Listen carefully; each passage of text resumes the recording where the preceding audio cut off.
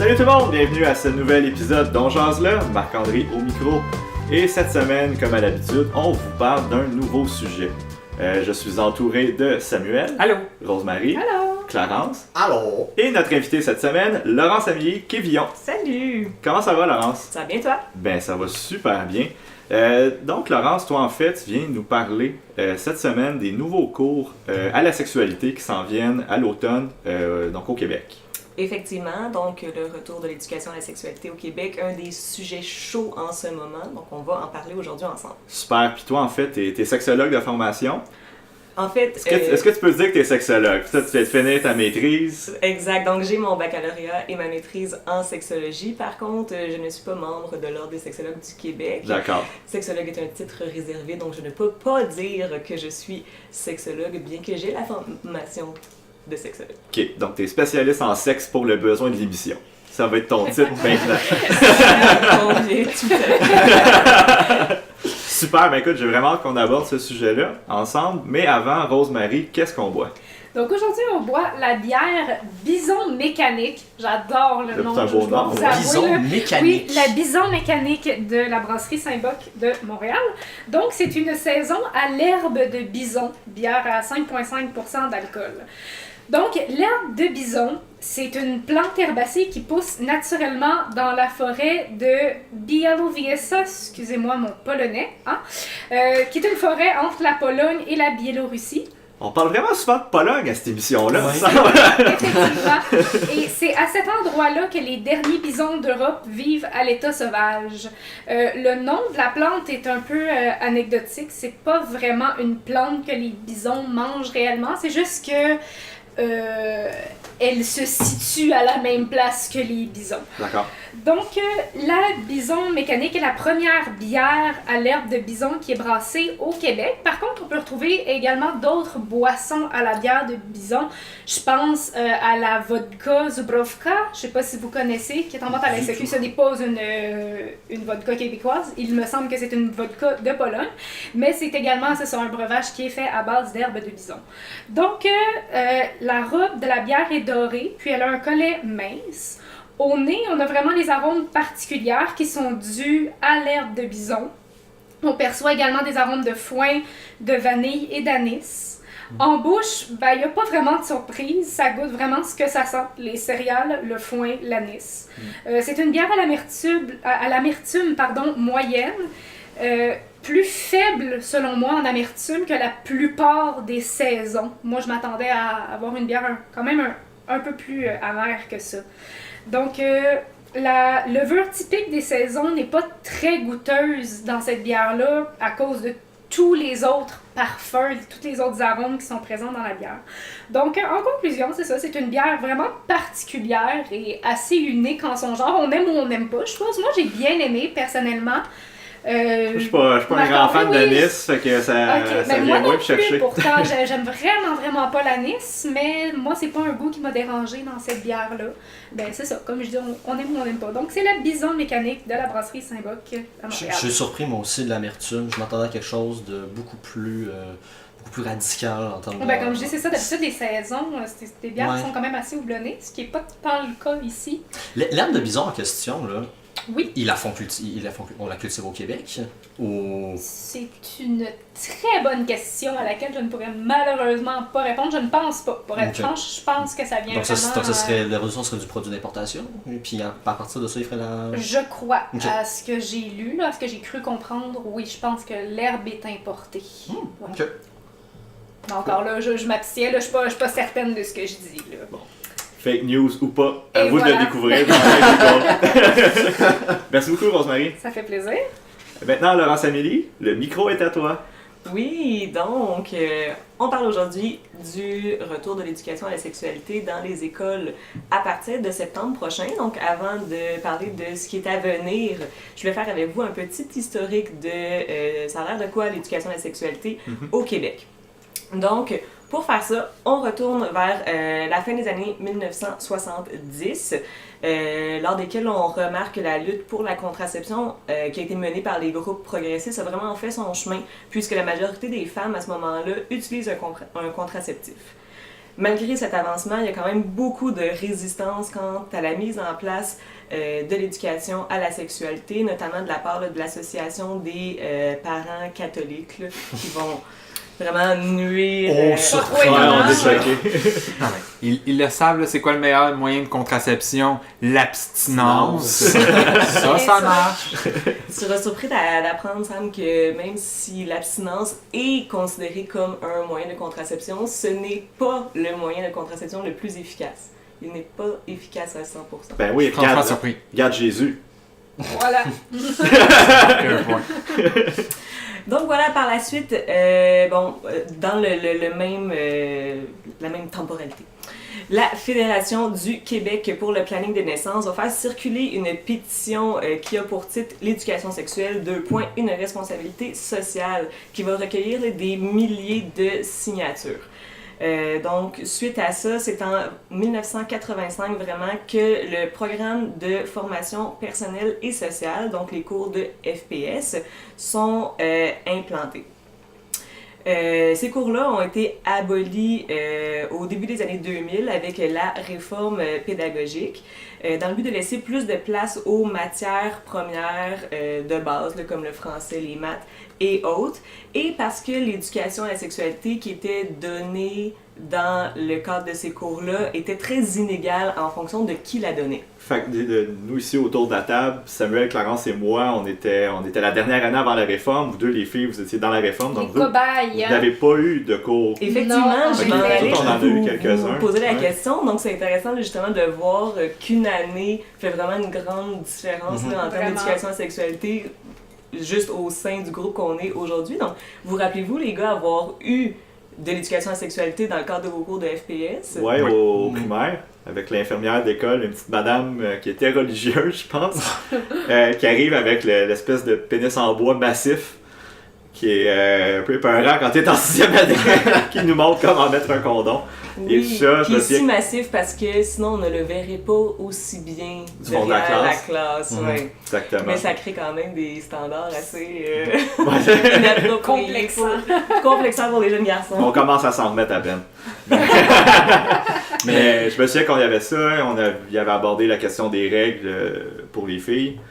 Moi, c'est pas mal juste ça que je me souviens. Au courant du secondaire aussi, Oui, on a eu des cours à ce sujet-là. Ouais. Puis quand on parle de formation inégale, je sentais, sans pouvoir donner d'exemple clair, je me souviens sentir un certain malaise de la part de nos profs dans la façon dont ils l'enseignaient. Ils essayaient de le faire de la façon la plus... pardonnez-moi l'expression, casual possible, de la façon la plus, non pas détachée, mais sans sens.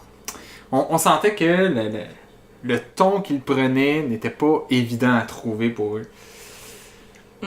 Ça peut amener un certain malaise pour beaucoup de gens de parler de sexualité. C'est pas tout le monde qui va être à l'aise d'en parler et c'est correct. Dans ce cas-là, les profs étaient amenés à en parler alors que peut-être qu'ils n'étaient pas à l'aise de le faire. Puis ça a eu ces résultats-là que tu as sentis. Ben, je me rappelle, tu parles de cours de formation personnelle et sociale, moi je me rappelle pas, en tout cas au primaire, moi j'ai pas vraiment eu ça, moi c'est plus au secondaire que j'ai eu les cours d'éducation à la sexualité, puis dans mon souvenir, c'était imbriqué avec d'autres cours, dans d'autres cours, moi c'était plus enseignement moral qu'on avait eu ça. Dans un cours d'anglais même. Dans un cours d'anglais, mais c'était amené de la même manière que certains groupes comme Développement et Paix ou Prisme qui faisaient de la prévention à la prise de drogue. Donc c'était souvent, oui, c'était vrai, des profs, mais d'autres personnes, d'autres organismes qui venaient en classe dans le cadre de ces cours-là pour faire ça. Moi, je me rappelle, même si effectivement, j'ai pas eu de cours d'éducation sexuelle à proprement dit, je me rappelle quand même au primaire, je pourrais pas dire en quelle année exactement, là, mais je sais que j'ai eu une fois, je pense, dans tout mon primaire, quelqu'un qui était venu en parler avec la classe, probablement en 6e année, ça ferait du sens. Puis sinon, je me rappelle que dans mes cours de sciences en secondaire 2, je crois qu'on avait fait une étape complète sur la sexualité. Donc, oui, pas de cours d'éducation sexuelle. Nous autres, c'était en bio de 3, je pense, de secondaire 3. Tout à fait. Mais c'est ça. Ouais. Quand même une Au moins, on a fait un minimum. là, ouais, c'est ça. Après, est-ce que cette formation-là est suffisante? Ben, c'est ça, je suis pas sûr que de savoir comment que ça fonctionne biologiquement, ça va nécessairement t'aider dans ta vie sexuelle. Ben, à un certain point, oui, mais c'est loin d'être complet, je pense. Je crois pas non plus que c'est complet, qu'on fasse partie de la réforme ou qu'on ait eu des cours d'éducation à la sexualité avant la réforme. Avez-vous senti qu'à certains moments dans votre vie, il y avait une lacune au niveau de vos connaissances là, en relations interpersonnelles ou sexualité dans son sens large? Ben, définitivement, là, c'est dépendamment des milieux, je le sais que le mien, c'était... Mon milieu familial, c'était pas un milieu où est-ce qu'on parlait beaucoup de ça parce que je sentais un certain malaise de la part de mes parents. Oui, ils ont essayé, mais ils l'ont fait de façon discrète, pas tout le temps à droite, en me questionnant un peu, mais on a l'impression d'avoir appris beaucoup sur le tas, mettons. Mm-hmm. Moi, contrairement à toi, Samuel, j'ai eu la chance d'avoir une famille, particulièrement une mère qui est très, très, très ouverte sur le sujet. On la salue. On la salue. Mais justement, je voulais parler d'une anecdote. Elle va être très contente que je parle de ça en ondes. Je me rappelle très bien d'une fois où est-ce que, justement, après une des formations, je pense que j'étais justement en 6e année, après une des formations qu'on avait eues comme ça sur l'éducation à la sexualité, il parlait de condoms dans cette formation-là. Puis ils n'ont jamais expliqué c'était quoi un condom, probablement en tenant pour acquis que tout le monde savait c'était quoi, ce qui n'était pas mon cas. Donc, en arrivant le soir, j'ai demandé à ma mère c'était quoi un condom. Là, bon. Parce que son rôle de mère l'oblige de faire, il m'explique qu'est-ce qu'un condom en semblant le plus à l'aise possible jusqu'à temps que je dise ok c'est le fun mais pourquoi qu'il y en a à saveur maintenant? Elle était très à l'aise mais m'a répondu la plus naturelle possible. Je pense qu'elle a fait un job exemplaire à ce niveau-là vraiment là, mais c'est ça, je suppose que c'est pas tout le monde qui a les mêmes réponses de la part de leurs parents ou de leur entourage là. J'ai été chanceuse à ce niveau-là, je pense. Mais vous apportez toutes des histoires différentes qui montrent justement à quel point est-ce qu'on a tous reçu une éducation sexuelle qui est différente de celle d'autres personnes en fonction du milieu familial duquel on provient, de l'école à laquelle on est allé, en quelle année on est allé à l'école, quel prof on avait, le niveau d'aise du prof. Donc tout ça vient jouer sur l'éducation à la sexualité, puis c'est un peu de ça... de ce contexte-là qu'est venue l'idée là, de remettre les cours d'éducation à la sexualité en place pour essayer d'uniformiser là, un peu les connaissances de tous. Donc, durant l'année scolaire 2015-2016, vous avez probablement entendu parler du projet pilote en éducation à la sexualité. Donc, 15 écoles qui ont testé une ébauche du programme d'éducation à la sexualité. Et par la suite, l'année scolaire suivante, donc 2016-2017, le programme a été rendu disponible à l'ensemble des écoles du Québec, mais le fait de le donner était vraiment facultatif. À ce sujet, seulement 240 écoles sur 3000 à travers le Québec, dont aucune à Montréal, se sont montrées intéressées à donner le programme qui était monté et disponible. Wow! Ouais. Des écoles primaires et secondaires? Oui. Ouch! Ouais. C'est très peu. Très peu. C'est rachitique comme proportion. Puis ça en dit long.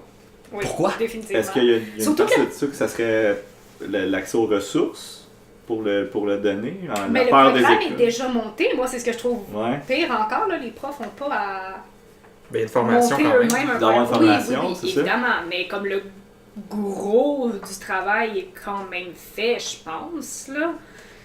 Donc, je trouve ça triste que Je les sais écoles... Mais en même temps, on était quand même dans la période post-austérité, où avant que les budgets soient totalement rétablis, j'avais peut-être une crainte, c'est peut-être plus une crainte... Bon, au dernier épisode, on mentionnait la différence entre les faits et les perceptions. Il y avait peut-être une perception de la part des commissions scolaires ou des écoles que ça nous coûterait de l'argent. Notre budget a été coupé de temps. On ne mettra pas l'argent là-dedans. Peut-être quelque chose de contestataire là-dedans aussi. T'sais. On refuse que le gouvernement nous oblige à rajouter justement un service alors que l'offre, on y est jusqu'au cou déjà. Ouais. Ça peut être un ensemble là, de réponses que vous avez données. Là, évidemment, il n'y a pas d'explication là, fournie à ce sujet. Ok. Par contre, je tiens quand même à préciser que c'est pas parce qu'il y a un programme qui est disponible que ça assure la facilité de donner le programme. Tu parlais de ressources. Quand on parle de ressources dans ce contexte-là, c'est le fait que ce serait les profs qui devraient donner le programme. Et j'imagine que vous connaissez tous des profs. Est-ce que ce sont des gens qui se vantent d'avoir beaucoup de temps libre, les profs? Non, Pas vraiment. Pas vraiment. D'avoir un style de vie sain et zen? Non, les profs Non. sont débordés déjà, ils ont des contextes de travail extrêmement difficiles, stressants, donc de rajouter cette responsabilité-là sur leurs épaules, c'est gros. Et ça explique un peu pourquoi le fait que c'était facultatif, ils ont profité du fait que c'est facultatif pour pas s'embarquer là-dedans. Là. Sans compter que tu parlais tantôt qu'il n'y a aucune école à Montréal qui l'ont à faire. Je fais peut-être un lien, disons, large, mais j'ai l'impression aussi que les profs sont peut-être pas prêts à devoir gérer des situations où est-ce que les parents viendraient se mêler à ça, parce que justement, les différences culturelles qu'on retrouve à Montréal, qui sont beaucoup plus prononcées qu'ailleurs, fait en sorte que, justement, peut-être que certains discours viendraient choquer des milieux plus conservateurs.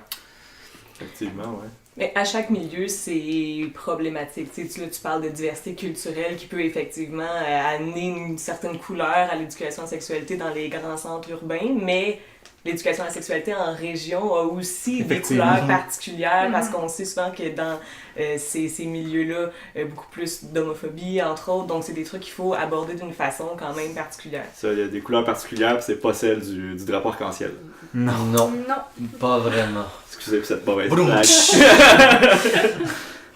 Donc, à compter de septembre 2018, donc dans quelques semaines, les apprentissages définis par le ministère de l'Éducation et de l'Enseignement vont être obligatoires pour les élèves du primaire et du secondaire, autant des établissements privés que publics. Donc, ce que ça veut dire, c'est que différents thèmes vont être abordés à chaque année en partant du préscolaire, donc de la maternelle, et jusqu'à la dernière année du secondaire.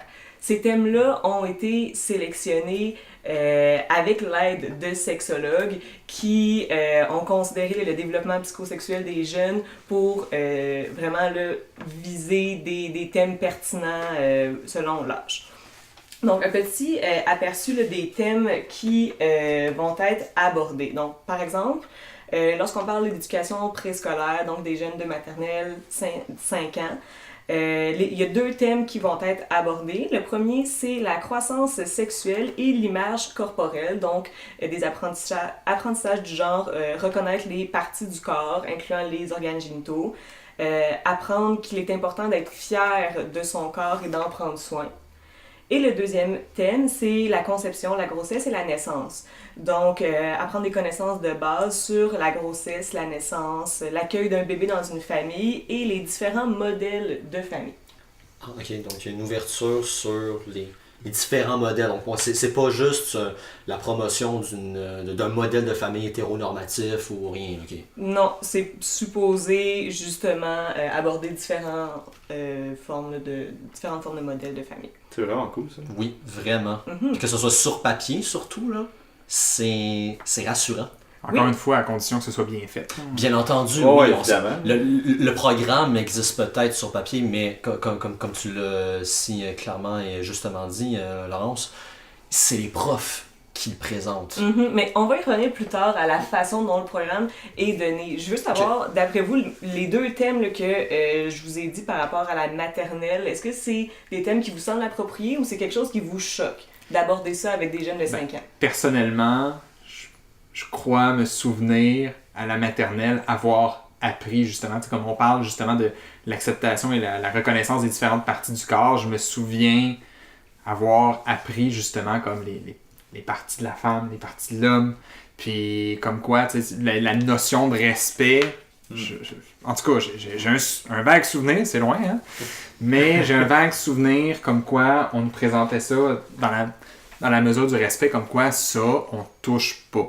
Ouais. Tu sais, c'est privé, ça appartient à l'autre, puis on peut lui serrer la main, on peut lui faire un câlin, mais on ne touche pas ces parties-là. Puis c'est très... On insistait beaucoup sur cette partie-là, justement. Ouais. Donc, il y a des touchés qui sont corrects d'avoir avec certaines personnes, à certains endroits, dans certains contextes, et d'autres touchés qui seront jamais corrects avec certaines personnes, dans certains endroits et tout ça. Exact. Donc, oui, c'est des apprentissages qu'il faut avoir, parce que si on ne les a pas, Ouais, le non, on imagine fonctionnement c'est en problématique, société, là, ouais. c'est ça, peut être problématique. Moi, je me rappelle même, il me semble en tout cas que c'est en maternelle que j'ai appris, pas par les enseignants qui étaient là, mais bien par des enfants, comment fonctionne la reproduction chez les humains dès la maternelle. Puis bon, je voulais pas y croire à l'époque. Mais Vivre dans le déni. Fake news! peut-être que tes parents fonctionnaient comme ça. Moi, c'était pas le cas. C'est pas comme ça que ça marche. Mais bon, chacun sa façon, je suppose. C'est comme ça que je pensais. Mais justement, je trouve que tant qu'à l'apprendre tout croche, puis tant qu'à pas être sûr, puis de juste assumer certaines choses, je trouve ça bien mieux que les enfants aient vraiment... sachent vraiment qu'est-ce qui se passe pour vrai dès le plus jeune âge. Tout, Ça, puis je me souviens aussi que c'est vers cet âge-là, justement, 4 ou 5 ans, que j'ai posé la question à mes parents de ça vient d'où les bébés, puis tout ça. Fait que ça semble. Je pense que les deux thèmes. Ça semble à propos. Ça semble vraiment à propos, ouais. Oui, donc les thèmes, comme je vous l'ai dit, c'est pas basé sur n'importe quoi, c'est pas des thèmes qu'on a pigés au hasard, c'est vraiment, on sait que les enfants à tel âge développent cette curiosité-là de savoir d'où viennent les bébés, comment est-ce qu'on les conçoit, donc c'est pour répondre à ces questions-là. Si on va plutôt du côté du primaire maintenant, donc plusieurs thèmes différents qui sont abordés. Entre autres, la croissance sexuelle et l'image corporelle. Donc, en 2e année, par exemple, les élèves pourraient apprendre à reconnaître les organes génitaux et leurs fonctions. En 4e et 5e année, comprendre les changements physiques et psychologiques de la puberté. Et, encore une fois, l'importance d'être bien avec son corps et d'en prendre soin. Autre thème, identité, rôle sexuel et normes sociales. Donc, dès la première année, on va amener les jeunes à réfléchir aux différentes façons de s'exprimer comme garçons et filles, au-delà des stéréotypes. En 3e année, on va parler des normes sociales et des stéréotypes véhiculés dans l'espace public, comme dans la publicité notamment. On sait que les enfants, comme nous tous, sont entourés de publicité à chaque jour, donc on va les outiller pour y faire face. Et en 6e année, on pourrait parler de l'importance du respect des différences, des conséquences du sexisme et de l'homophobie. Et un autre thème au primaire là, que je tenais à souligner, donc on va parler d'agression sexuelle. Donc dès la première année, on va apprendre aux jeunes à reconnaître une situation d'agression sexuelle. En 5e année, on va leur apprendre à appliquer des règles de sécurité, donc des principes de prévention, essayer d'éviter de se mettre dans des situations qui sont à risque de vivre une agression sexuelle. Et, encore une fois, en première année, on va leur apprendre comment dénoncer une situation d'agression sexuelle à un adulte. Que pensez-vous de ces thèmes-là? Le 2e thème était vraiment absent à l'époque où nous, on était au primaire. Donc, sur les normes sociales. Sur les normes sociales, effectivement. puis les attentes sociales face au genre et justement et tout ça. Donc, ça, je trouve ça particulièrement C'est intéressant. Le premier thème que tu as mentionné était plus présent à ce qu'on avait, donc la puberté, tout ça. C'est assez de base. Mais par rapport aux normes sociales, ce que je trouve intéressant, c'est que au-delà d'amener les jeunes, à exprimer des façons d'être garçon ou fille, peu importe, c'est de les amener aussi à développer leur sens critique. Ouais, c'est vrai. Donc de remettre en question les stéréotypes qu'ils côtoient là, dans leur quotidien. Ben, c'est ça que je trouve intéressant, particulièrement dans ce thème-là, mais dans ce qui semble se dégager de ce que tu viens de nous dire pour la formation au primaire, c'est que c'est une éducation à la sexualité qui est à l'échelle individuelle. Bien entendu, on parle de notion de respect de son corps, de valoriser, de respecter autant le sien que celui de l'autre, mais de prendre conscience également de quelles sont les utilisations, quelle est l'instrumentalisation qu'on en fait dans la publicité, par exemple, et qu'on n'est pas à l'abri de ce genre de choses-là. Il faut être conscient des stéréotypes pour mieux se respecter soi-même. Donc, j'ai l'impression qu'il y a comme une espèce de dynamique entre le social et l'individuel que ce programme-là, au primaire, semble vouloir mettre de l'avant soutenir et concrétiser. Mais la sexualité, dans son sens large, c'est constamment des échanges entre le social et Oui. l'individuel. On a tendance à tellement mettre ça dans la cour de l'individuel et c'est pour ça Dans qu'on n'en l'intime. parle pas. Et c'est ça, on dit que c'est intime et c'est pour ça que c'est tabou, alors que ça devrait toujours être abordé de cette façon-là. Ben ça, tu vois, le rapport, la dimension sociale, comme tu disais Marc-André, même dans le rapport à l'individu, pas très présent dans l'information qu'on a pu suivre fin des années 90, début 2000. Là. C'était... En tout cas, moi, j'ai pas de souvenir. Autre que, bien entendu, des notions de base comme, bon, tu touches pas là, c'est dans ce contexte-là, c'est pour approprier, si tu l'aimes, tu peux le faire, mais etc. Mais aussi formellement, ça n'existait pas. Et au contraire, probablement que vous avez vécu des situations en contexte scolaire où on alimentait ces stéréotypes sociaux-là. Ben oui, tout Qu'on à fait. vous a tendu des camions avec lesquels jouer en maternelle parce que vous êtes des gars et qu'on t'a tendu des poupées avec lesquelles jouer parce que t'étais une fille. C'est ça, nourrir ces stéréotypes-là, plutôt que d'amener les jeunes à repenser. Ouais. Le rose puis le bleu. Tout Mhm. le temps, le rose puis le bleu. Systématiquement. Ouais. Puis ça me rappelle aussi que je me souviens pas c'est quand la première fois dans un contexte scolaire je me suis présenté l'homosexualité. Puis on parlera même pas de transsexualité. Là. Ce mot-là existait pratiquement pas. En tout cas, existait certainement pas dans le contexte scolaire quand j'étais à l'école, au primaire pour au secondaire. Hein. Fait que on a fait le chemin en tabarouette quand même depuis ce temps-là. Oui. Donc, effectivement, là, pour c'est du primaire aussi, là, c'est des thèmes là, qui sont tout à fait cohérents avec l'endroit où est rendu là, un jeune là, selon l'année là, dans laquelle il est. Si on parle un peu du secondaire, donc plusieurs thèmes à nouveau. Par exemple, la vie affective et amoureuse. Donc, évidemment, jeunes secondaires vont commencer à vivre leurs premières histoires. On va tenter de les outiller là-dedans parce que c'est un monde qui leur est complètement inconnu et que c'est tellement facile de vivre des blessures dans des contextes comme ça. Donc, les élèves vont être amenés à réfléchir aux sentiments amoureux, à l'attirance, aux défis et aux bénéfices des relations amoureuses. Ils vont aussi apprendre à gérer sainement les difficultés qui peuvent survenir dans une relation amoureuse. Ensuite, un autre thème, l'agir sexuel. Donc, les élèves vont être amenés à réfléchir à différents aspects de l'agir sexuel, donc comme les sentiments, les contextes relationnels, les raisons de s'engager, le souci de soi et de l'autre dans le cadre d'une relation. Et enfin, prévention des ITSS et des grossesses, donc quelque chose d'un petit peu plus classique. Donc, reconnaître des situations à risque d'ITSS et de grossesse et des moyens de les prévenir, développer des compétences nécessaires pour se protéger des ITSS et de la grossesse. Ça, on l'avait eu, ça, dans mon souvenir. Ouais. Prévention. Secondaire 1, je m'en souviens. Oui, secondaire 1, 2, ça c'était déjà pas mal présent, puis c'est peut-être l'élément de l'éducation de la sexualité sur lequel on insistait le plus. Définitivement. Malgré tout, bien que ça a été un des sujets qui est abordé depuis peut-être qu'on a des cours d'éducation à la sexualité ici, dans les dernières années, donc depuis la réforme pédagogique, on semble en parler moins, puisqu'on peut remarquer qu'il y a beaucoup d'ITSS là, qui reviennent à la charge. Donc, des ITSS qu'on ne voyait plus, ou du moins pas pour chez la clientèle jeunesse, on en dépiste de plus en plus. Là. Ça, puis maintenant avec c'est la super chlamydia qui est comme intraitable, puis... Ou qui devient résistante. Ouais, c'est ça, qui devient de plus en plus résistante en plus, ouais. C'est quoi ça exactement, la super chlamydia? C'était-tu pour la chlamydia? Il me semble que c'était pour celle-là, mais c'est une forme de chlamydia qui est juste incurable à cause de sa résistance aux antibiotiques. C'est quelque chose du genre que je connais vraiment pas le sujet en détail, mais c'est qui est de plus en plus présente chez les jeunes en Occident, majoritairement.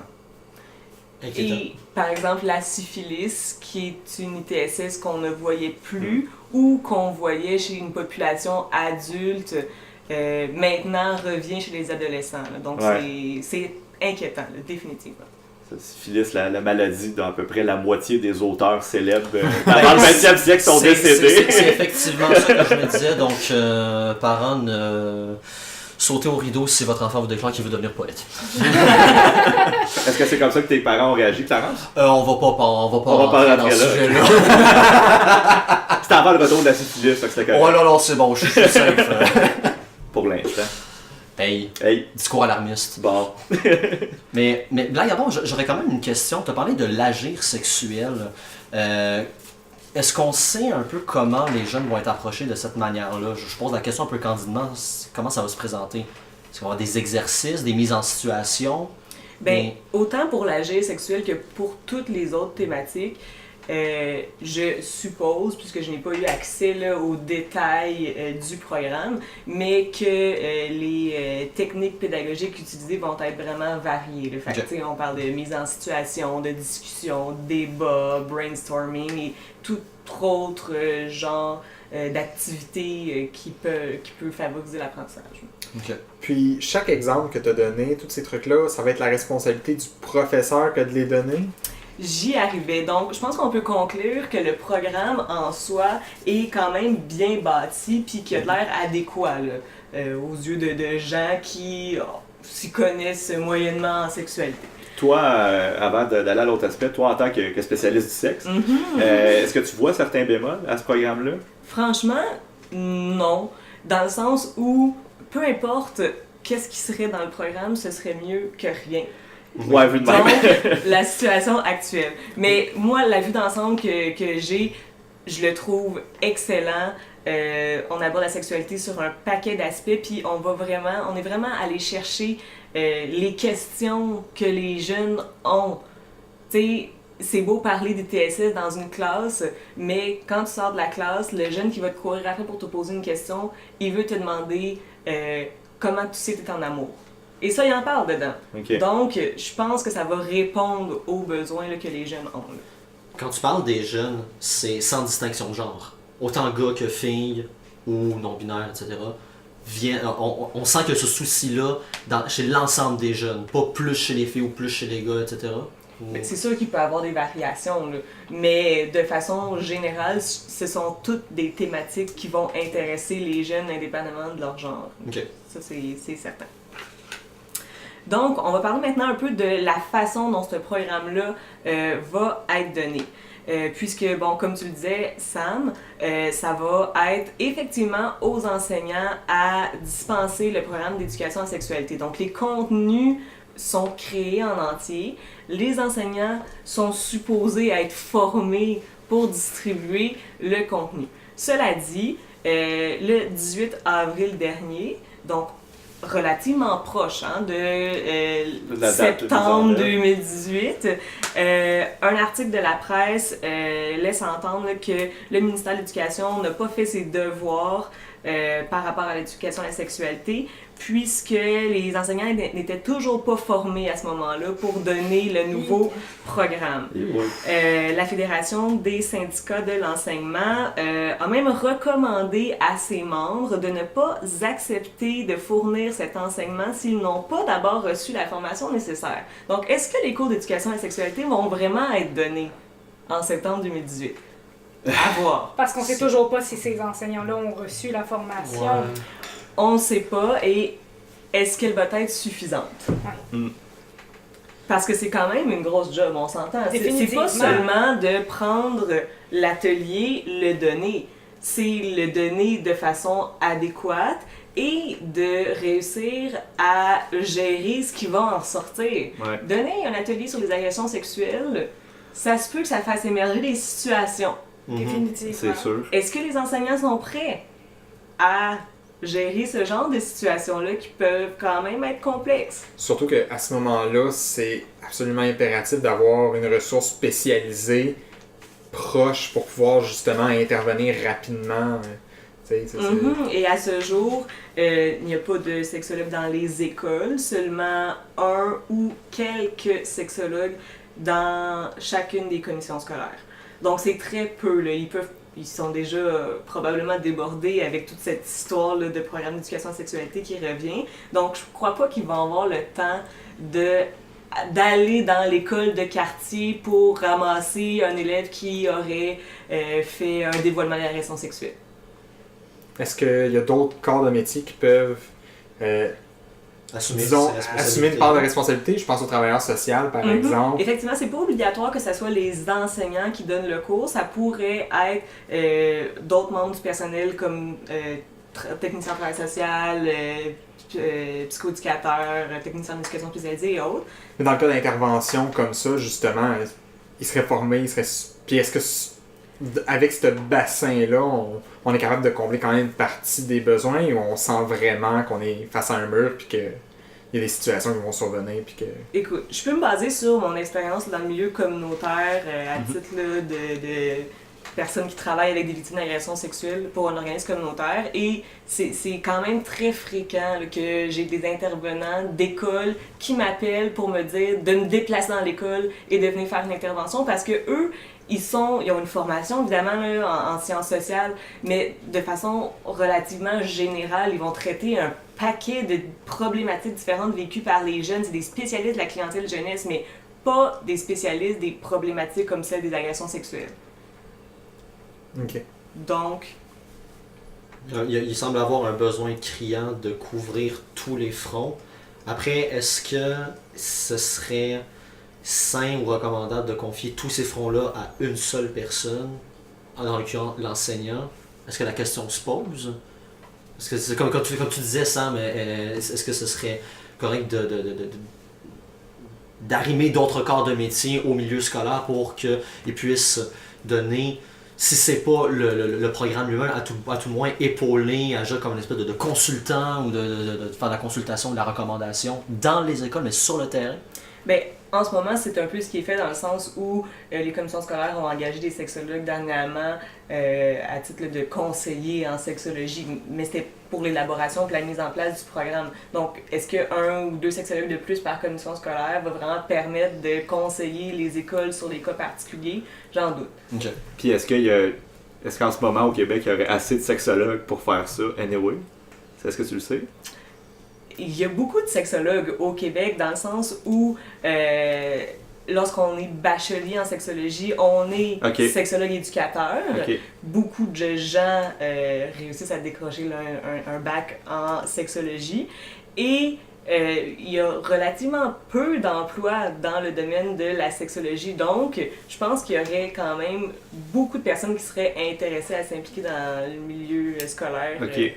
À titre de sexologue. C'est quand même intéressant de savoir que le manque vient pas nécessairement d'un manque de main-d'œuvre, si on veut, mais plutôt probablement de ressources connaissant notre gouvernement. Je suis contente que tu abordes cette question-là, Bill, parce que je vais vous partager une frustration personnelle.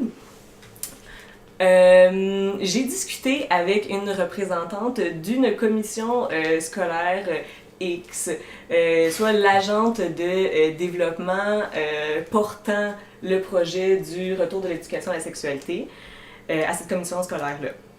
Puis elle me disait, parce que je lui posais la question, pourquoi est-ce qu'il n'y aurait pas des sexologues d'engager pour donner le programme et ensuite intervenir aux besoins? Ce qui serait logique, en tout cas ce qui semblerait être logique. C'est pas comme ça marche au gouvernement. C'est ce que je me dis aussi, et je m'attendais à ce que sa réponse soit de nature financière. On n'a pas les moyens pour engager sexologues. Non, ce n'était pas sa réponse. Sa réponse a été, ben vous autres les sexologues, là, vous êtes bien bons pour élaborer des programmes, là, voir c'est quoi les besoins des jeunes, mais vous n'êtes pas capable de donner un programme. OK. Ça a le mérite d'être direct. Je l'ai invité à consulter mon cursus de cours au baccalauréat, voir à quel point est-ce que j'ai passé de temps à me pratiquer, à animer des groupes et à faire de l'intervention. Parce que c'est ce qu'on fait avec un bac en sexologie, de l'éducation à la sexualité, de l'intervention en sexualité. On ne fait pas que de l'élaboration de programmes. On est en contact avec des humains. Là. Vous n'êtes pas des bureaucrates, vous êtes des travailleurs de terrain. C'est ça. Mais selon elle, il y aurait seulement les enseignants qui seraient capables de donner une matière, donc d'apprendre des choses à d'autres personnes. Je veux dire, vous n'êtes pas tout seul à faire la formation non plus. Le prof, il est là, il peut faire de l'assistance. Je veux dire qu'il va falloir qu'il y ait la formation quand même. Je m'attends à ce que, une fois la formation terminée, considérant l'indisponibilité, parce qu'on s'entend qu'il n'y aura pas une sexologue par classe, là, l'indisponibilité de celui ou celle-ci, je m'attends à ce que le prof reçoive des questions puis doive réagir en conséquence. Donc, Mais un travail en collaboration entre Exact. sexologues et enseignants, ce serait génial.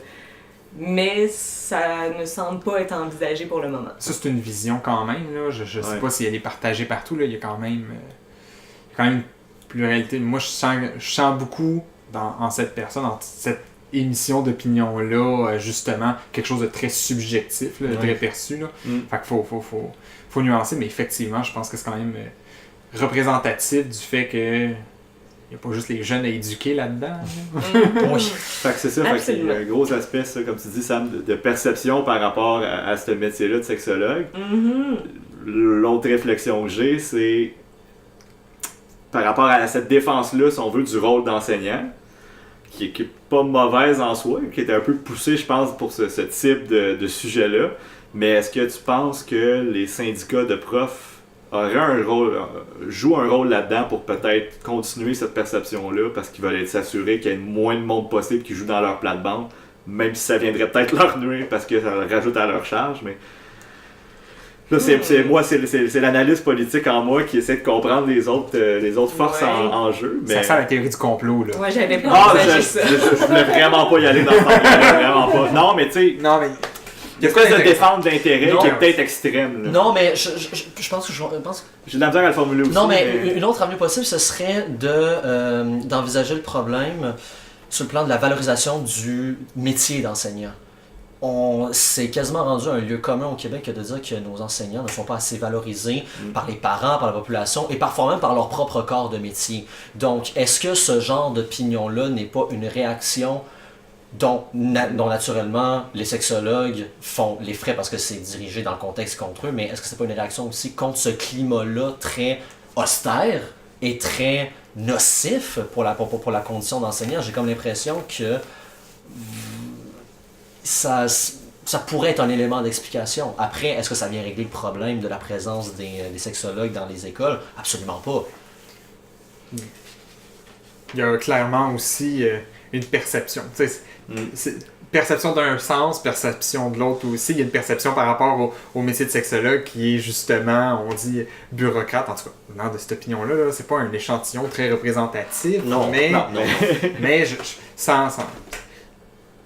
Enfin, j'aimerais ça te poser la question, c'est une parenthèse, là, mais est-ce que tu sens que lorsque tu te présentes en tant que sexologue, tu es vraiment perçu pour ce que tu es ou que les gens sont complètement dans le champ quand ils s'imaginent ton métier, disons? En fait, je crois pas qu'ils sont complètement dans le champ, dans le sens où s'il y a peu de personnes qui ont une idée de c'est quoi vraiment un ou une sexologue. Quand on dit ça, ils nous posent, bon, en tout cas, du moins moi, je me fais souvent poser la question, OK, donc qu'est-ce que tu fais? Ils vont pas me proposer leur conception biaisée de ce que ça pourrait être. C'est juste qu'ils n'ont aucune idée de ce que je fais. Lorsque c'est expliqué, ça leur semble clair et pertinent. OK. Mais pour revenir un peu à ce que tu disais, Bill, là, par rapport au syndicat puis tout ça, si je ramène à l'article de la presse par rapport à la formation des enseignants, il y a une citation là, de la présidente là, de la Fédération des syndicats de l'enseignement, Josée Scalabrini, qui dit craindre que les enseignants qui seraient mal formés, mal outillés, pourraient s'exposer à subir des mesures disciplinaires parce qu'ils n'auraient pas abordé le contenu de la bonne façon. Ce qui serait pas étonnant. Ouais, c'est quand même... Ça donne quand même une idée de l'optique dans laquelle elle fait son travail. C'est pas... Sa première considération, c'est pas que donner des mauvaises informations à des étudiants ou de ne pas être en mesure de réagir convenablement, par exemple, comme l'exemple que tu as donné, genre d'agression sexuelle, c'est est-ce que le prof va être dans la merde. Puis je veux dire, non, mais c'est un peu ça, c'est ça sa job. logique, oui. C'est ça sa job. oui. Mais c'est, en tout cas... Mais c'est parce que ça fait passer un peu le programme et les sexologues et les sexologues qui ont réfléchi, qui l'ont élaboré. Ça fait un peu police politique, là, alors que c'est pas ça que vous êtes. Là. Vous allez pas... Votre travail, oui, c'est de s'assurer, il me semble, en tout cas, corrige-moi si je me trompe, de s'assurer que le programme soit bien implanté dans les écoles et que les effets escomptés puissent être observés. Mais vous n'êtes pas là pour surveiller tel Big Brother, les professeurs qui vont Pas qui vont être dans moi, l'application. mais probablement que beaucoup de parents vont être Oh boy. dans cette dynamique-là. Oh, Parce que ouais. beaucoup de parents sont... Certains Certains. parents sont présentement, se disent contre la mise en place de ce programme-là pour des raisons morales, religieuses et autres. Donc probablement qu'en effet, la façon dont il va être dispensé, ça va être scruté à la loupe. Ok. Puisque dès qu'un faux pas va être fait, il va probablement être noté par ces personnes-là. Mhm. Ben, on va retourner dans l'anecdotique, mais une autre raison pourquoi certains parents sont peut-être contre à première vue. Je raconte l'histoire d'une de mes tantes que quand on est venu, qui a parlé de ça, elle a dit « Ouais, mais je suis capable de le donner, ça.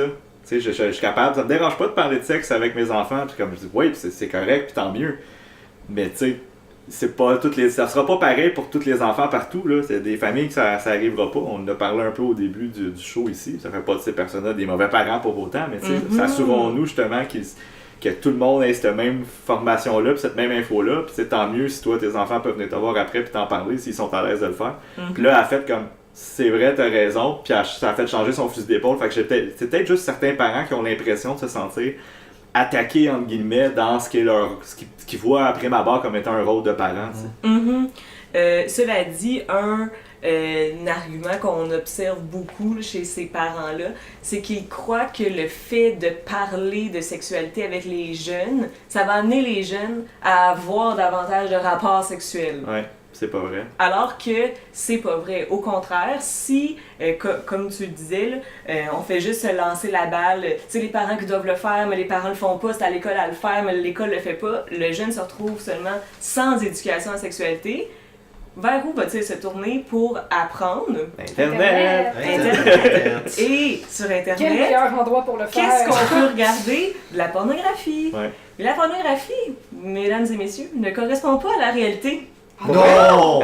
Hein? Ben là, tu m'en apprends toute une. Mhm. Mais pour un jeune qui n'a pas développé de sens critique et qui n'a aucune connaissance de la sexualité, ça peut devenir sa réalité. Et ça, Définitivement. c'est problématique en titi. Et je veux simplement souligner aussi le fait que c'est extrêmement paradoxal, le fait que les parents amènent cet argument-là, comme quoi que l'éducation à la sexualité provoquerait des comportements sexuels chez leurs jeunes, alors que c'est plutôt le fait de regarder de la porno qui va amener les jeunes à avoir des rapports sexuels plus précoces et plus à risque.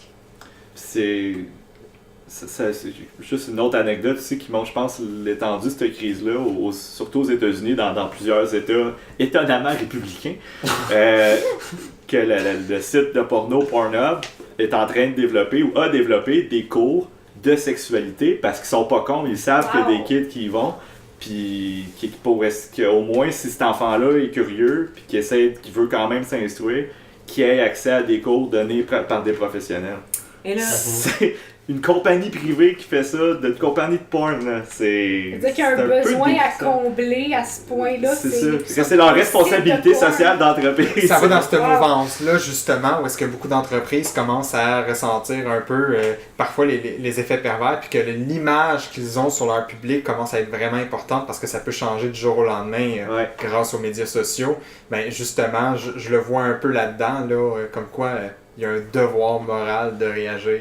Ouais. Puis le fait aussi que ce qui semble se dégager de cette tendance-là, c'est que les utilisateurs de sites internet comme Pornhub semblent oublier le caractère proprement fictionnel de ce qu'ils sont en train de regarder dans l'industrie, dans l'industrie pornographique. Mine de rien, là, c'est pas pour rien qu'on parle d'acteurs et d'actrices porno. Ce sont des films, et ce sont des films dont les codes sont extrêmement rigides, autant sinon plus que des genres en littérature bien implantés comme le roman policier. Or, pour des personnes qui n'ont pas, comme tu dis, Laurence, de sens critique, ils seront pas capables de percevoir ça parce qu'ils connaissent pas les codes et connaissent pas les stéréotypes qui sont affiliés à ça. Donc, que dès le primaire, on enseigne ça, question intelligence sexuelle, moi je suis désolé, je lève mon chapeau. Ouais. Totalement. Bien d'accord avec toi. Et Marc-André, bon, tu m'as divulgaché Ah, là, excuse. en parlant de Pornhub et de sa nouvelle plateforme d'éducation à la sexualité, mais c'est bien parce que je voulais en parler de ça. Donc ça s'appelle le Sexual Wellness Center. Ça sonne professionnel, professionnel. plus que Pornhub, disons. Mais, tu sais, bien que vous avez soulevé des points intéressants par rapport à ça, moi, je suis pas certaine OK. d'à quel point est-ce que c'est adéquat de faire son éducation à la sexualité via Pornhub, dans le sens où cette entreprise-là a développé un rapport à la sexualité qui est basé sur une source de profit, hein? Donc, Ouais. le sexe, c'est le profit. Est-ce que c'est des bases saines sur lesquelles bâtir des notions d'éducation à la sexualité? J'en doute Mais est-ce fortement. que selon toi, c'est mieux ça ou rien? Ça revient à ce qu'on disait au début pour la Exact. construction du cours. Est-ce que, tu sais, moi, j'ai déjà parlé du Mississippi il y a une couple de semaines comme étant le pire État aux États-Unis, probablement. Je me mets à la place du kid au Mississippi que c'est l'abstinence ou rien d'autre. C'est-tu mieux d'avoir ça malgré les problèmes que tu as soulevés? Il faudrait voir le contenu. Pour l'instant, c'est assez récent, cette plateforme-là. Je suis allée voir Ok. tantôt de quoi ça avait l'air. Pour l'instant, il n'y a pas grand-chose, fait que c'est dur à dire. C'est sûr que, comme vous dites, ça pourrait être mieux que rien. Mm. Mais bon. Mais c'est sûr qu'il y a des limites. c'est Ici, évident. reste que je pense que le programme qui est en train d'être développé, les mises en place, va être mieux que Pornhub. Ou que devrais-je dire le Sexual Wellness Center. On le souhaite. Oui. Donc, bref, ce programme-là va être donné par des enseignants, là, comme on le disait plus tôt, qui, pour l'instant, ne sont pas encore tout à fait formés, ne sont pas nécessairement à l'aise, ne sont pas encore outillés pour faire face à des situations qui pourraient arriver. Mais là, ce que je veux amener aussi comme point, c'est est-ce que pour les jeunes, c'est les meilleures personnes pour donner ce programme-là? Vous, Mm. auriez-vous eu tendance à aller voir votre prof de maths et de lui dire « Hey, monsieur, je pense que je vais perdre ma virginité vendredi soir. Avez-vous des conseils? » Définitivement pas. Je repense- Définitivement pas. Je repense juste en secondaire 2 qu'on avait un exercice avec notre prof d'anglais sur la sexualité. Puis tu sais, t'es un bon prof d'anglais, monsieur super gentil. Mais tu sais, petit monsieur, cinquantaine, la couronne de cheveux, Avec des drôles de chansons. qui sort sa guitare une fois de temps en temps, qui nous chante une tune. Pas le goût de parler de sexe avec lui, là, tu sais, vraiment pas. Fait que je suis d'accord avec toi que c'est. On le salue d'ailleurs. On le salue. Mais ouais, je suis d'accord avec toi que c'est effectivement un très bon point, que c'est peut-être pas nécessairement que les enseignants que les jeunes veulent en parler. Donc, si je reviens encore à des expériences professionnelles que j'ai, lorsque j'arrive dans une classe, en milieu scolaire, là, devant une classe d'étudiants que je ne connais pas, le fait que j'arrive et que tout de suite ce soit mis sur la table que moi je suis là pour parler de sexualité avec vous autres. C'est clair, il n'y a pas de malaise, c'est ça que ça va être. Tout de suite, le lien de confiance avec les jeunes est super facile à bâtir. Peut-être aussi grâce à ma formation en animation, hein, tu sais, dans mon bac, là, c'est peut-être ça aussi. Peut-être. Mais bref, le jeune va tout de suite m'associer à cette thématique-là. Et pour lui, ça va être facile de me recroiser dans le corridor puis de venir me demander des condoms. Chose qu'il ne ferait peut-être pas avec certains de ses profs. Peut-être qu'avec certains autres profs, il va avoir un très bon lien puis ça va pouvoir se faire. De la pertinence de faire un travail en collaboration, je pense. Mais il y a certains contextes où ça peut être plus difficile là, d'aller voir son prof pour parler de différentes choses. Là. Ouais. Donc, je pense que ça aussi, c'est à considérer et c'est beaucoup mis de côté dans tout le débat là, par rapport à l'éducation à la sexualité. Là. On n'en parle pas beaucoup là, du point de vue du jeune.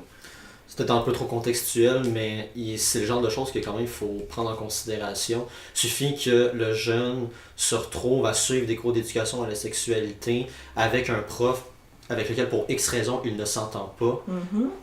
Que ce professeur-là avec lequel il ne s'entend pas fasse figure de seule personne ressource. Qu'est-ce que ça va dire de comment déjà quel sérieux il va apporter, il va adopter lorsqu'il va suivre ces cours-là et quelles vont être ses ressources. la crainte du jugement, la crainte de pouvoir s'exprimer librement sans avoir en tête, bon ben ce prof-là, je m'entends pas bien avec lui pour X raisons, j'ai pas le goût, comme tu dis, de dire « Hey, je vais peut-être perdre ma virginité, peux-tu me passer 2-3 condoms? » Tu sais, non. C'est une question épineuse, mais comme tu l'as si bien soulevé, la collaboration entre le prof puis les sexologues, ça semble en tout cas être un très très bon premier pas à faire, à considérer. Puis c'est mis de côté, tu dis? Le point de vue du jeune, Ok. oui, c'est mis de côté en ce moment. C'est bien rare que j'entends parler de cet aspect-là dans le cadre de ce dossier. Paradoxal. Ouais. Inquiétant. Non, je trouve ça constant. L'école secondaire, l'école primaire, l'école secondaire, c'est sûr que c'est un peu dur, mais j'ai l'impression qu'on a de la misère à faire confiance aux jeunes puis en leur opinion. On leur laisse pas la place pour penser, puis ça fait en sorte qu'on se retrouve avec des situations absurdes où est-ce que justement des émissions éducatives que même l'enfant trouve bébé, là, ben des fois c'est l'impression que j'ai, une déconnexion finalement entre la réalité du jeune et ses besoins qu'il serait prêt à exprimer, puis ce qu'on pense qui est bien pour lui. Et quoi de mieux que de dire à un adolescent « Je sais mieux que toi ce qui est bon pour toi. » Les jeunes ont toujours aimé s'entendre. Toujours. Mais bref, dossier bien épineux là, encore, là, bien que ce soit minuit moins une là, et que ça s'en vienne rapidement. Beaucoup de personnes là, pensent et soupçonnent le gouvernement Couillard là, d'avoir fait de l'annonce par rapport à la mise en place là, des cours d'éducation à la sexualité pour septembre, à l'approche de l'élection là, générale, qui voudrait gagner des votes, même si on ne serait pas vraiment prêt à mettre en place comme il le faut ce programme. Ben voyons, le Parti libéral puis nos gouvernements en général feraient jamais ça. Ben non. C'est tellement cynique.